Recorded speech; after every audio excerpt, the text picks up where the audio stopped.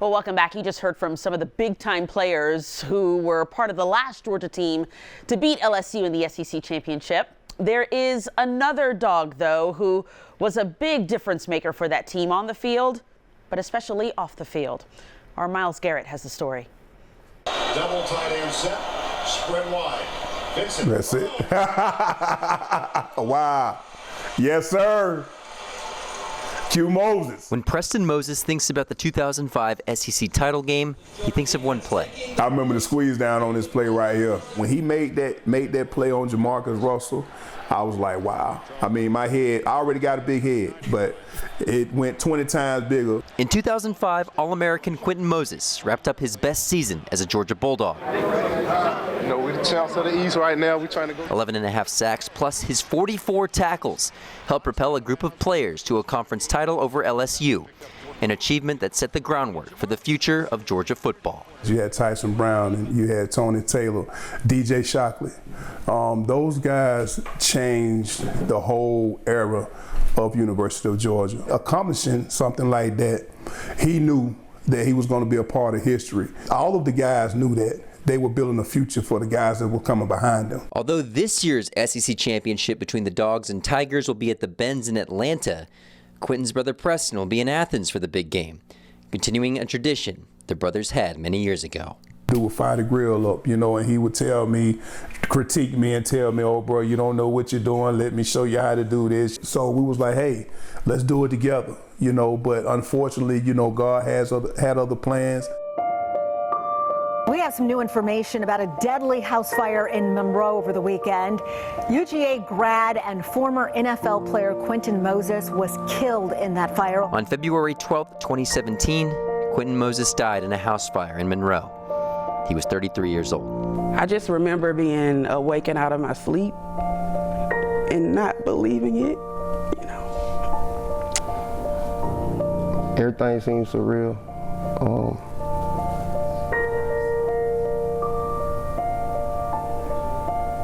I just couldn't believe it, you know.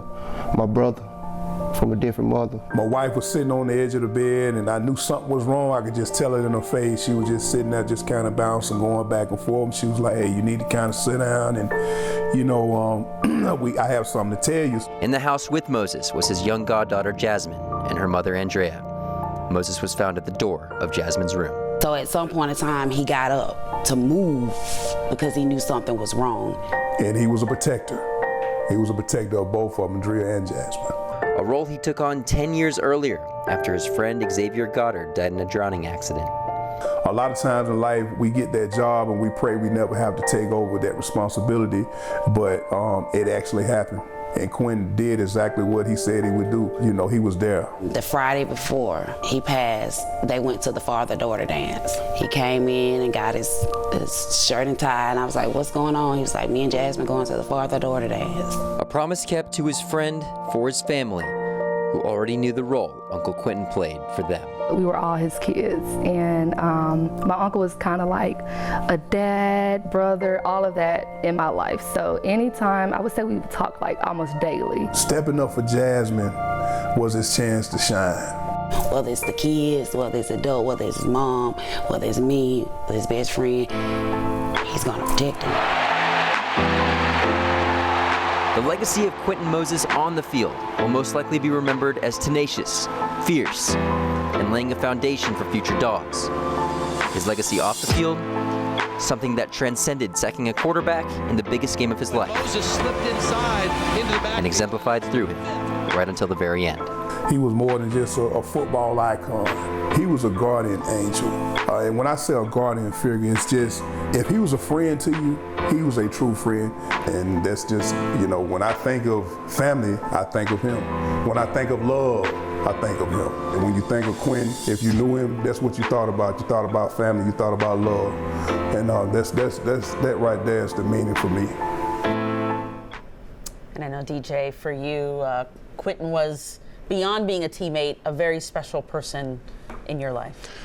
Yeah, he was. First off, give Miles Garrett and Victor a big kudos hands for what they put together. But yeah, he was my best friend. He was my best man at my wedding.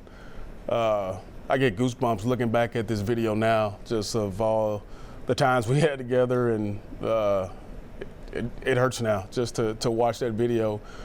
But he absolutely was everything that they talked about, a caring, giving guy who cared about everybody and wanted the best for everybody and never said no. So it was truly tough to see. Yeah, I know. He'll be glad there are good memories you guys have together that you can hold for the rest of your life as you remember Quentin. We'll be back after this.